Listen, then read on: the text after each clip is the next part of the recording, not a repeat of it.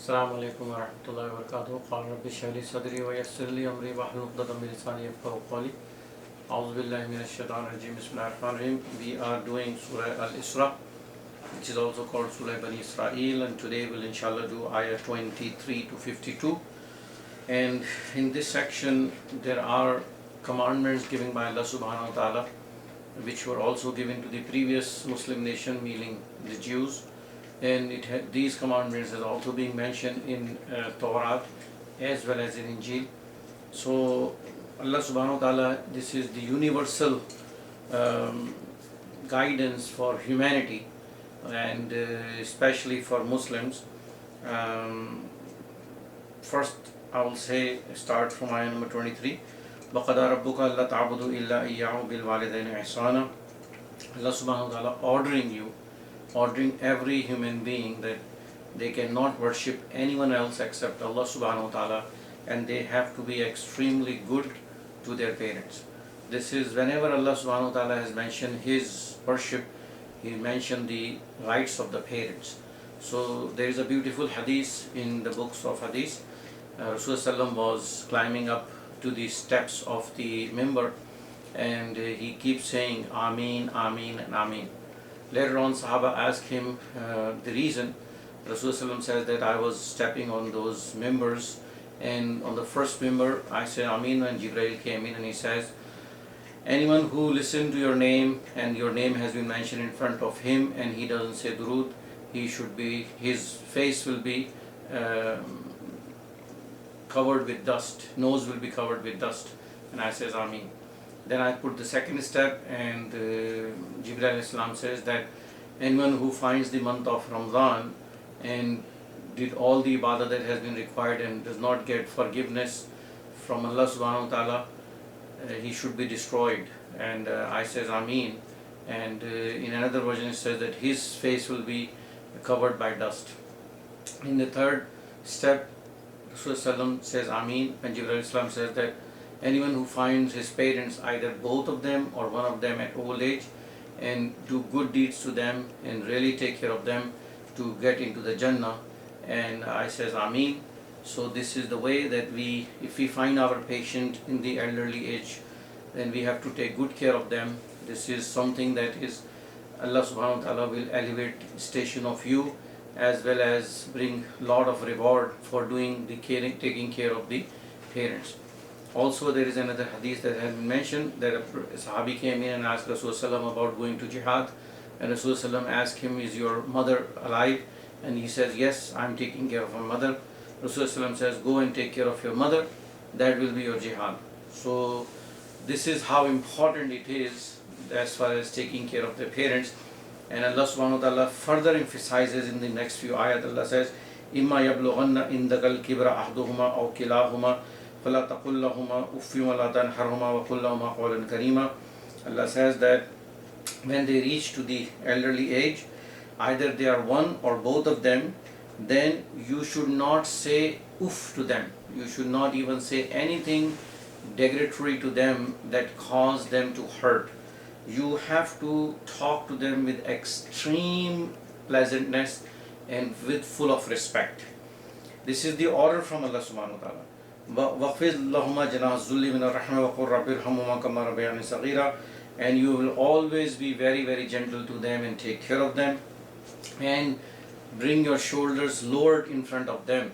Do not be very haughty in front of them, and keep praying for them that, oh my Lord, take care of them like they took care of me when I was little, and they took care of me and make me grow with love and affection. So please accept my dua for them. رَبُّكُمْ أَعْلَمُ بِمَا فِي نُفُوسِكُمْ إِن تَكُونُوا صَالِحِينَ فَإِنَّهُ كَانَ لِلْأَوَّابِينَ غَفُورًا. This is something that when you take care of your parents and they are at the extreme of the age, there will be times in which you may not be able to fulfill all their demands, and you have to just keep quiet or have to divert the discussion. So Allah is saying that if your heart is at peace and you are taking good care of them, Allah knows what is in your heart. So do not worry that sometimes there is a discrepancy in your discussion or something that you say to your parents. As long as your heart is pure and it has peace, Allah knows what is in your heart, and Allah is forgiving. Now the next section that is coming, it is very important about the issue with your money. Allah says, وَعَادِ ذَا الْقُرْبَ حَقَّهُ وَالْمِسْكِينَ وَابْنَ السَّبِيلِ وَلَا تُبَذِّرْ تَبْذِيرًا. And the word tabzir is repeated twice, and it is very important that we should understand what it means. إِنَّ الْمُبَذِّرِينَ كَانُوا إِخْوَانَ الشَّيَاطِينَ وَكَانَ الشَّيْطَانُ لِرَبِّهِ كَفُورًا. Allah subhanahu wa ta'ala is saying that you should always take care of your blood relatives, always take care of the needy and all the travelers who have right in your money to give your right to them, give their right to them, and do not be a wasteful spending money. Do not spend your money wastefully. Tabzir is something that is like you show off your money. You spend your money to show off. And this is a very critical for the society, because society will have significant negative impact on other human beings.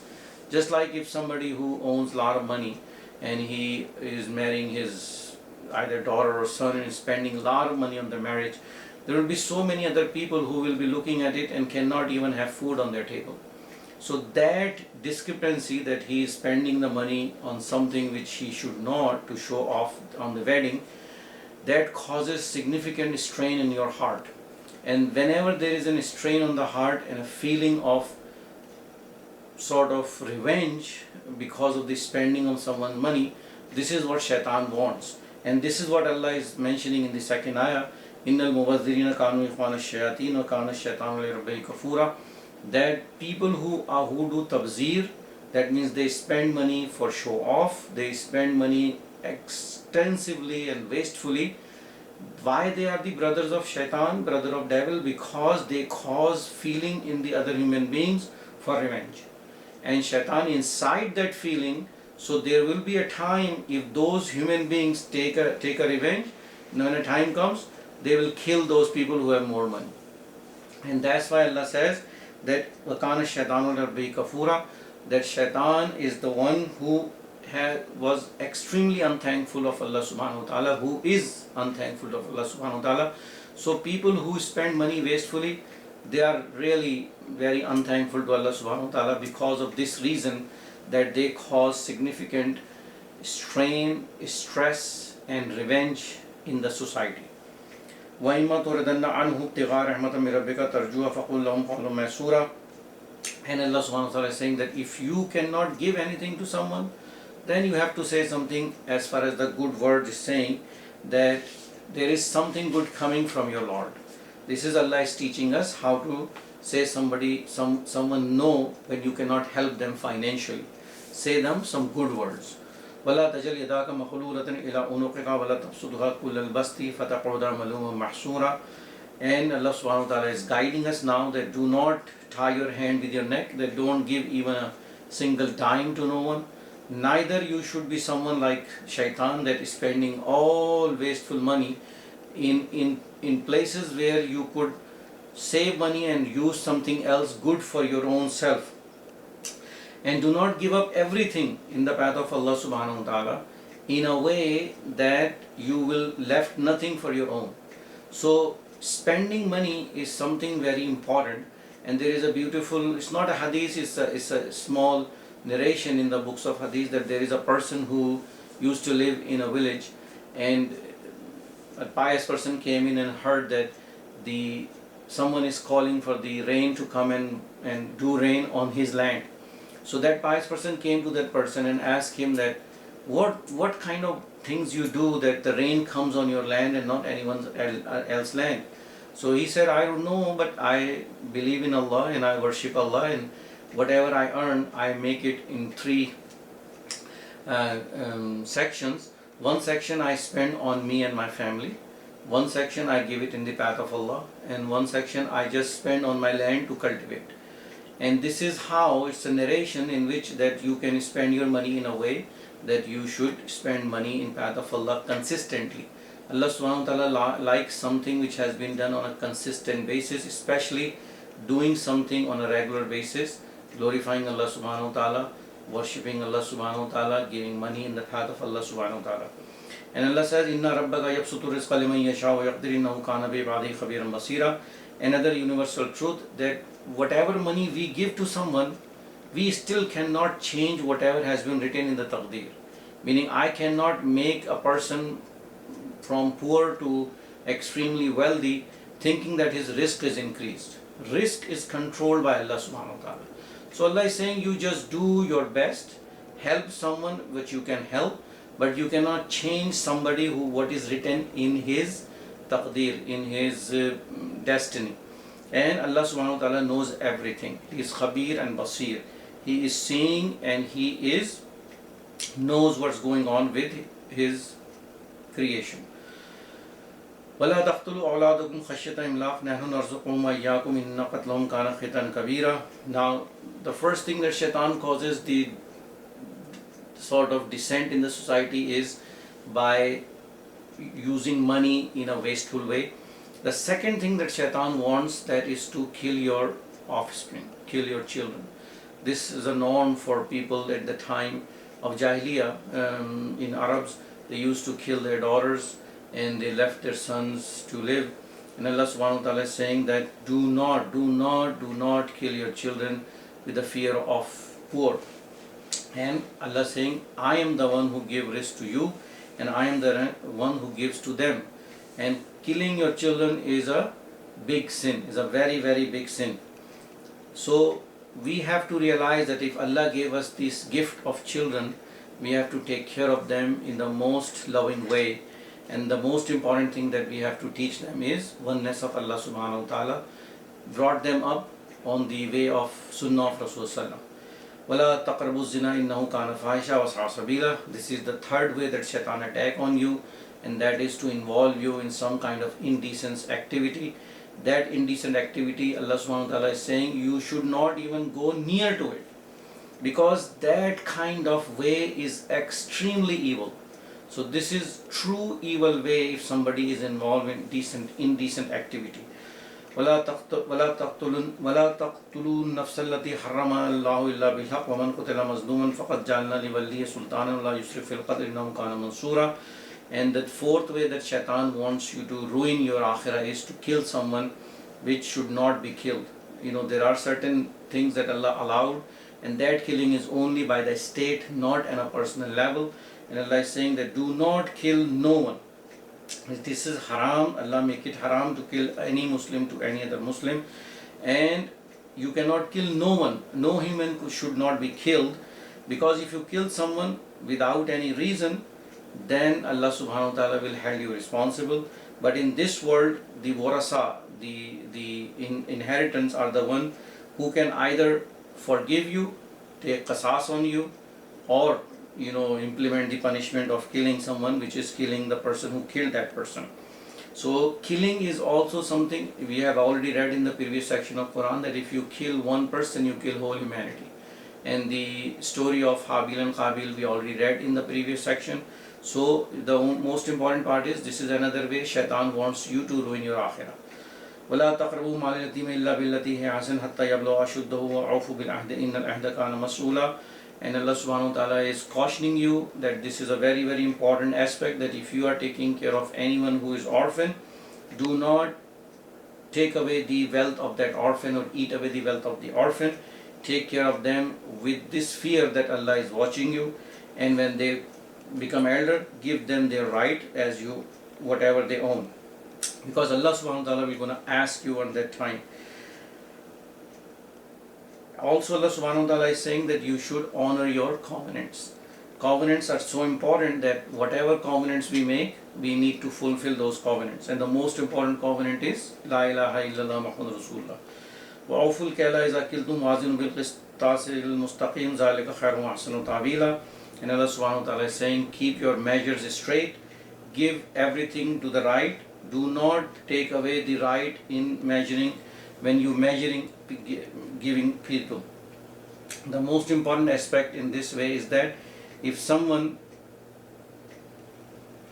does not give the balance properly and take away the balance, and if it done by a nation, then Allah subhanahu wa ta'ala send down famine.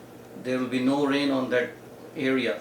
So this is very important aspect, not only individually but also as a group, also as a nation. Also everyone should follow this thing, that they have the right when they are buying and selling to keep it the ways straight and give them extra when they are giving it away.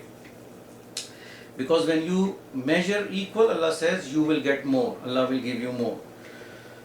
Now this ayah number 36 is very, very important.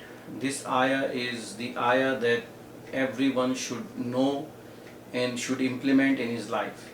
Allah says, وَلَا تَخْفُ مَا لَيْسَ لَكَ بِهِ عِلْمٍ إِنَّ السَّمْعَ وَالْبَصَرَ وَالْفُؤَادَ كُلُّ أُولَٰئِكَ كَانَ عَنْهُ مَسْئُولًا. Allah subhanahu wa ta'ala is ordering us that you should not form any belief, you should not do anything unless you have an absolute ilm on it. There are two kinds of ilm. One is that we learn by experimenting, this ilm of this dunya, and the other ilm is revealed knowledge, which has come from Allah subhanahu wa ta'ala through their messengers. So this revealed knowledge, this Quran is a revealed knowledge that comes through us by Muhammad Rasulullah sallallahu alaihi wasallam. This knowledge has been preserved and by Allah subhanahu wa ta'ala as it was and as it is. The reason is that there will be always these things that Allah mentioned about how shaitan can ruin your akhirah by certain actions. Number one action is, if you have money, shaitan wants you to spend your money wastefully, so you lose your akhirah.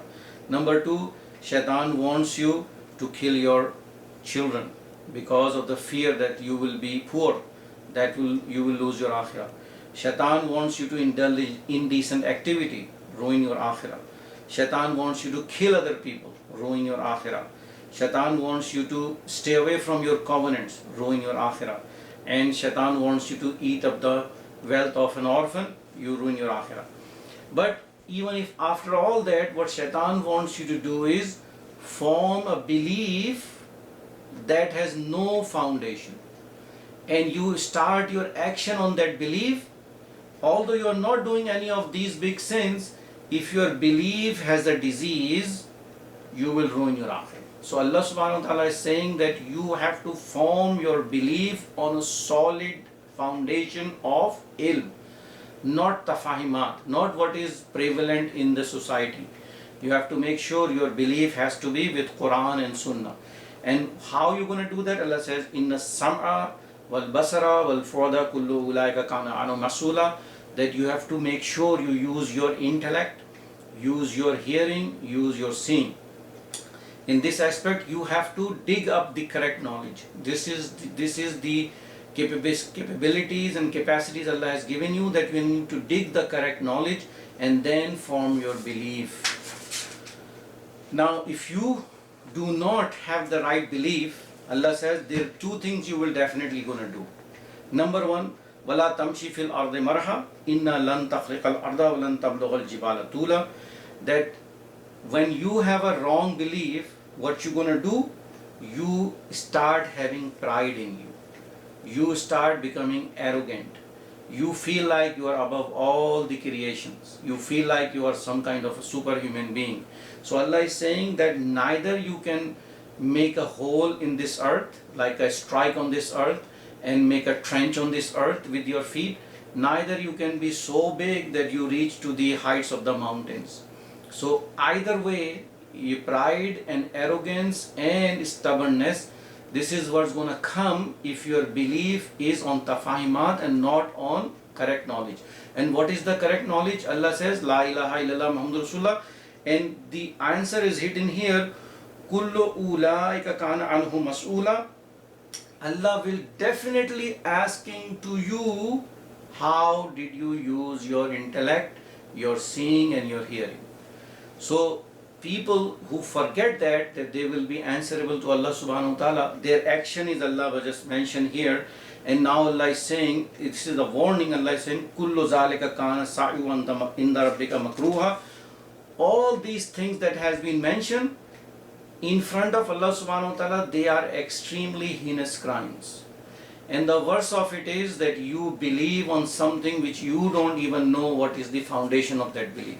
So the most important aspect, because 90% of humanity, even I would say more than that, they don't kill people. There are people who don't kill their children at this point now in this day and age. But certain other Gunai Kabira people are doing, and may Allah forgive whosoever has done any Gunah Kabira or any big sins. But the most important aspect is nobody take any effort to correct their belief. And this is what Allah is mentioning here, that after all that, when you prevent shaitan to sort of attack on you, you have prevented that, then shaitan will come in the way that it will ruin your aqidah. ذَلِكَ مِمَّا أُوحَىٰ إِلَيْكَ رَبُّكَ مِنَ الْحِكْمَةِ وَلَا تَجْعَلْ مَعَ اللَّهِ إِلَٰهًا آخَرَ فَتُلْقَىٰ فِي جَهَنَّمَ مَلُومًا مَدْحُورًا. And this is the gist of this aqidah that Allah says, that, O my beloved messenger, all these wise talk that has been given to you is come from Allah subhanahu wa ta'ala. And the most important of all is that you cannot call anyone, worship anyone except Allah subhanahu wa ta'ala. Otherwise, if you do not do so, then your result is definitely going into Jahannam with blame. You will go to Jahannam with blame. And then Allah says, أَفَأَصْفَاكُمْ رَبُّكُمْ بِالْبَنِينَ وَاتَّخَذَ مِنَ الْمَلَائِكَةِ إِنَاثًا إِنَّكُمْ لَتَقُولُونَ قَوْلًا عَظِيمًا.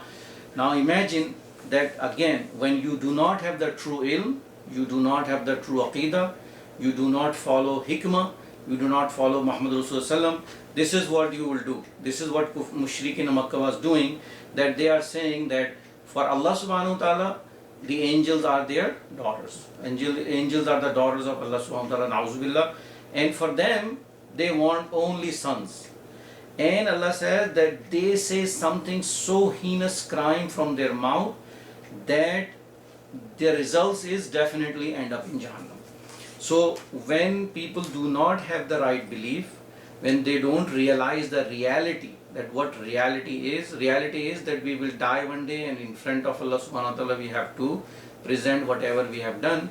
That's where they will say words like this, which Allah says, أَفَأَصْفَاكُمْ رَبُّكُمْ بِالْبَنِينَ وَاتَّخَذَ مِنَ الْمَلَائِكَةِ إِنَاثًا إِنَّكُمْ لَتَقُولُونَ قَوْلًا عَظِيمًا.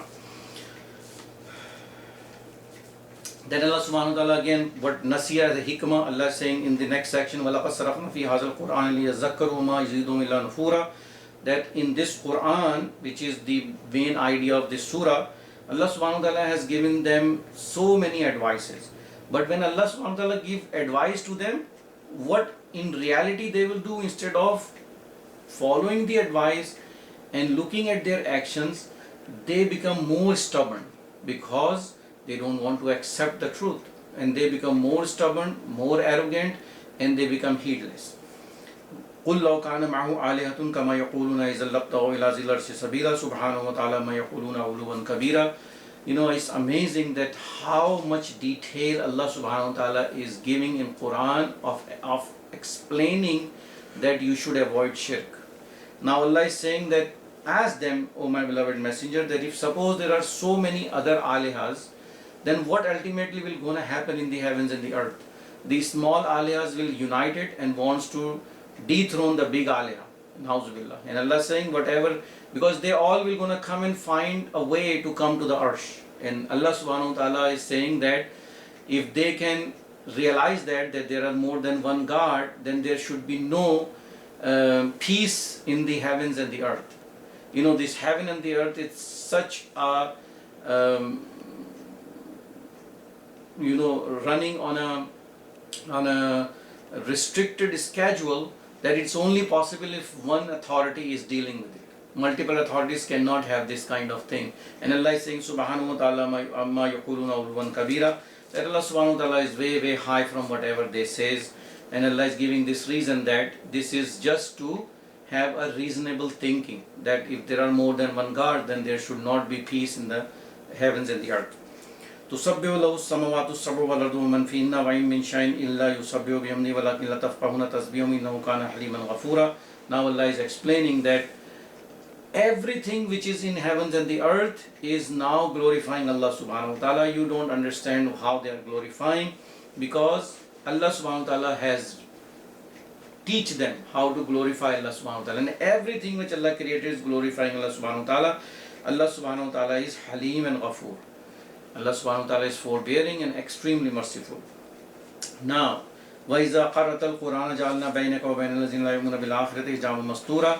The main problem of any human being who does not correct his action, Allah is telling it here, that when this Quran is read in front of these people, the main problem is they have no belief in Akhirah. And that's where they cannot understand this Quran. Because if you don't have any belief in Akhirah, you cannot correct your action.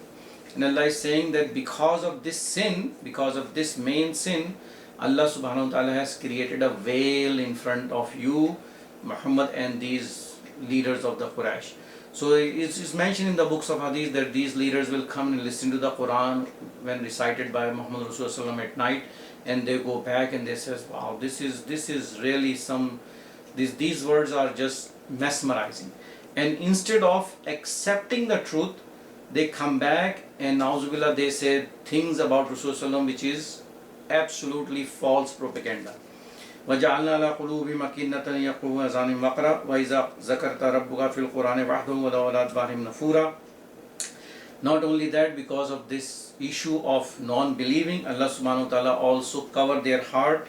Allah subhanahu wa ta'ala has covered their hearing, and they cannot understand this Quran. And when they listen something, they become more stronger in their disbelief and in their heedlessness, and to be more strong in against Muhammad Rasulullah. نحن عالم يستمون به وإذ يستمون عليك وإذ نجوى إذ يقول الظالمون إن تتبعون إلى رجل مسحورا. So when these leaders of Quraysh come at night and listen to the Quran and recitation of Muhammad Rasulullah, they also say in language that this book is very mesmerizing. This affects the heart. But instead of, as I said, instead of accepting the truth, they says, how can we follow a person who we believe has been sort of has been in control with the magic? So this is what they come up. So the common man in Makkah does not accept the truth by Rasulullah. Although they are understanding, but Allah subhanahu wa ta'ala has caused this veil on their heart, caused their veil on their hearing, and they cannot come to the truth because of this issue of non-believing on the resurrection. And this is the argument that Allah is giving now, that these people will go back and say, what do they say? Rajulam Masura. How can we follow a man which has been affected by magic? Na'uzubillah. This is what they say about Rasulullah. Unzur kaifa darabu lakal amsala fala yastaduna sabila. And Allah subhanahu wa ta'ala is saying that how come these false propaganda they are doing, and they are way away from the true path. وَقَالُوا أَإِذَا كُنَّا إِزَامًا وَرُفَاتًا أَإِنَّا لَمَبْعُوثُونَ خَلْقًا جَدِيدًا. And now they are this argument that they have this issue about resurrection. Allah is saying, they says that when we become bones and the bones become just like a dust, how can we be resurrected? How can we be created again? Then Allah is saying, O my beloved messenger, tell to them, قُلْ كُونُوا هِجَارَةً أَوْ حَدِيدًا, that if you become stone or you become iron or something else, أَوْ خَلْقًا مِمَّا يَكْبَرُ فِي صُدُورِكُمْ, meaning you can do whatever in your wildest of imagination you become. فَسَيَقُولُونَ مَا يُعِيدُنَا, it will definitely gonna happen that you will be resurrected. قُلْ لَذِي فَتَرَكُمْ أَوَّلَ مَرَّةٍ, just tell them, my beloved messenger, that just like that Allah subhanahu wa ta'ala created you for the first time, it will happen it again. فَسَيُنْقِذُونَ عَلَيْكَ رَعُوسُهُمْ وَيَقُولُونَ مَتَعْهُوَ. When you say this to them, they will just turn their heads in front of you and they will ask you, okay, tell us, beloved messenger, when it's going to happen, in a very joking way, like a making something like a joke in front of Rasulullah. So Allah subhanahu wa ta'ala says, tell my beloved messenger to them, قُلْ أَسَىٰ يَكُونُ قَرِيبًا, that it is possible that it is very close that it happens to you now. And Allah is saying how it's going to happen. يَوْمَ يَدْعُوكُمْ فَتَسْتَجِيبُونَ بِحَمْدِهِ وَتَظُنُّونَ إِن لَبِثْتُمْ إِلَّا قَلِيلًا. Allah subhanahu wa ta'ala will just going to say kun, and you will just resurrected, wake up from your grave, and you will glorify Allah subhanahu wa ta'ala. and you will realize on that day that you will spend very, very little time, not only in this dunya but also in alam barzakh, or in your graves. This is so easy for Allah subhanahu wa ta'ala for happening. So in this section we will stop here. We have read that how shaitan can affect someone to ruin his akhirah. Then what is the most important aspect is your belief that needs to be corrected, and the belief has to be formed on the firm foundation of Quran and Sunnah. And then lastly, the argument between the mushrikeen and our beloved messenger, that they have this disease in their heart that they cannot be resurrected. And if this disease is in anyone in this day and age, all their good deeds will be ruined. Because this is the key, that you have all three portion of your iman corrected: iman billah, iman bil risala, iman bil akhirah. Wa akhiru dawana alhamdulillahi rabbil alameen.